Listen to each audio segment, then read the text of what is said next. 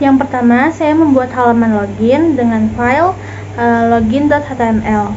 Di bagian HTML, saya membuat struktur form yang terdiri dari input, email, password, dan juga tombol login. Selain itu juga ada dua tombol tambahan, yaitu lupa password dan daftar, yang akan memunculkan modal box. Kode JavaScript-nya ada di file script.js. Di sana terdapat array user yang menyimpan data untuk login seperti email dan juga password. Ketika pengguna menekan tombol login, event submit dicegah dengan prevent default. Lalu dicek apakah email dan password sudah cocok dengan data di array. Kalau cocok, maka akan muncul alert yang bertuliskan login berhasil dan halaman berpindah ke dashboard.html. Kalau tidak cocok, akan muncul alert yang bertuliskan email atau password Anda salah. Bagian modal box juga menggunakan JavaScript untuk menampilkan dan juga menyembunyikan pop-up dengan event klik. Setelah login berhasil, pengguna akan diarahkan ke halaman selanjutnya, yaitu dashboard.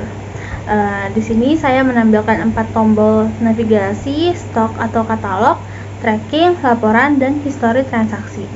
Setiap tombol menggunakan fungsi go to page atau halaman.html untuk berpindah halaman. Selain itu, di atasnya ada elemen H2 dengan ID greeting yang menampilkan ucapan otomatis sesuai jam lokal. Di script Java, saya menambahkan fungsi show greeting yang menggunakan udet.getHours untuk menentukan waktu. Jika di bawah jam 12 siang, maka akan memunculkan selamat pagi, dan di bawah jam 6 sore akan memunculkan selamat siang, dan selebihnya selamat sore. Fitur ini sederhana tapi menambah interaktivitas halaman. Tambahan halaman. Berikutnya adalah halaman stok. File ini saya beri nama stock.html. Halaman ini berfungsi untuk menampilkan data buku dari file data.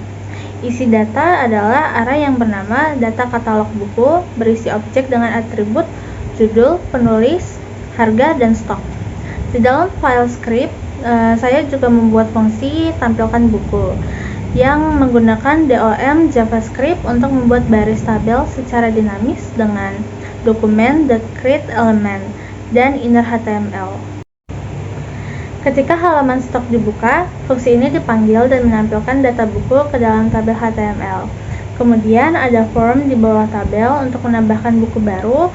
Ketika tombol tambah ditekan, event submit ditangani oleh JavaScript yang mengambil value dari input, membuat objek baru, lalu menambahkannya ke array data katalog buku dengan push. Setelah itu, fungsi tampilkan buku dipanggil ulang sehingga tabel langsung terupdate tanpa reload halaman. Selanjutnya adalah halaman checkout, yang saya beri nama filenya adalah checkout.html. Pada bagian JavaScript, pertama-tama fungsi isi pilihan buku akan mengisi dropdown select dengan daftar buku dari data katalog buku. Kemudian ada fungsi update total untuk menghitung total harga sesuai jumlah buku yang dipilih. Rumusnya adalah harga plus jumlah, dan hasilnya ditampilkan di elemen spend dengan ID total harga. Setiap kali pengguna mengganti buku atau jumlah, harga total otomatis. Setiap kali pengguna mengganti buku atau jumlah, total harga otomatis diperbaharui dengan event listener change. Lalu ketika form disubmit, sistem akan menampilkan alert pemesanan berhasil dilakukan dan mereset form menggunakan reset. Kemudian saya membuat halaman tracking. Di data Java saya membuat array baru bernama data tracking yang berisi beberapa data seperti nomor order, nama, status, ekspedisi, tanggal kirim, dan total. Di script bagian tracking mencari data berdasarkan input pengguna menggunakan fungsi find terhadap data tracking. Jika ditemukan, maka data ditampilkan ke elemen HTML menggunakan text content. Selain itu, status pengiriman juga divisualisasikan dengan proses progress bar. Progress bar ini berupa elemen div dengan lebar yang diatur menggunakan style width sama dengan hasil progress. Kalau order tidak ditemukan, maka muncul alert nomor order tidak ditemukan. Dan yang terakhir adalah halaman history. Masih berisi tentang press order sederhana, fungsinya agar nemu di dashboard dan tidak error saat diklik. Halaman ini bisa dikembangkan lebih lanjut untuk menampilkan data transaksi yang sudah selesai. Untuk tampilan halaman menggunakan file style CSS, di dalamnya saya menggunakan properti seperti border radius, box shadow, dan margin auto. Untuk membuat tampilan form dan card menjadi lebih rapi, dan juga warna domain biru saya gunakan di tombol dan judul untuk menjaga konsistensi tema dan antar halaman. Saya juga menambahkan efek hover dengan hover supaya tombol terasa interaktif.